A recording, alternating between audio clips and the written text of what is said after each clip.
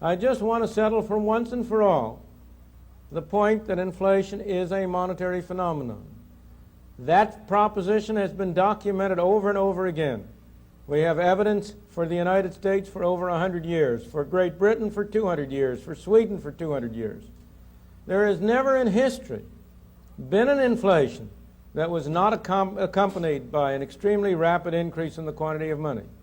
There has never in history been an extremely rapid increase in the quantity of money without an inflation. But that only gets you to first base.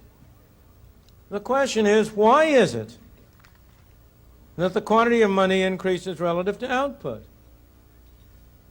If you go back 100 years ago, and here in California this is very appropriate to go back a little more than 100 years ago, sometimes the quantity of money increased more rapidly than output because of discoveries of gold or precious metals. As you know, you had the gold rush in California in late 1840s, early 1850s. You had the Australian gold discoveries in the same period in 1850s. And you had a worldwide inflation as a result. In the 1890s to 1913, you had a worldwide inflation because of the perfection of the cyanide process for extracting gold from low-grade ore, which produced an outpouring of gold from South Africa to supplement the gold strikes up in Alaska. But those were the good old days, before the days when governments discovered that it could escape from that relic of an earlier time, the discipline of gold, and that it had a much more scientific method of controlling the quantity of money by ending the link to gold and instead turning to government-dominated money. And today, you do not have inflations for those reasons. Today, you have inflations because governments create a very large quantity of money.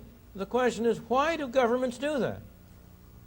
And today, in the main, there are fundamentally three reasons, in my opinion, why we have experienced inflation and why it is a threat.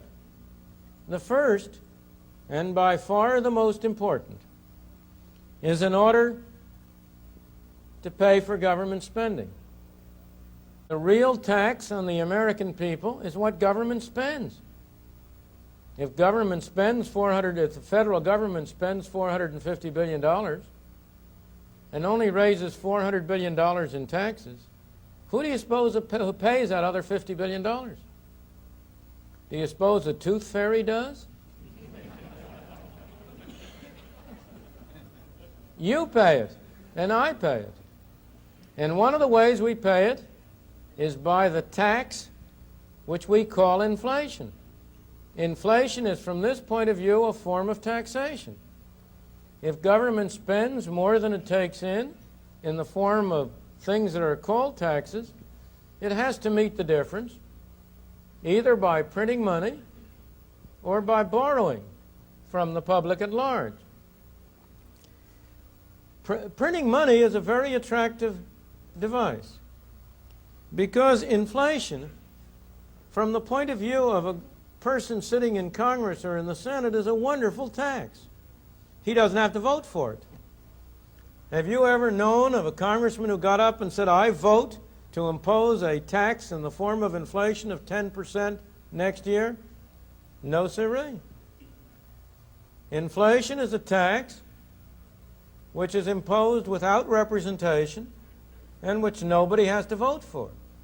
And of course, it's a marvelous tax from the point of view of a congressman trying to meet the demands of his constituents for more spending.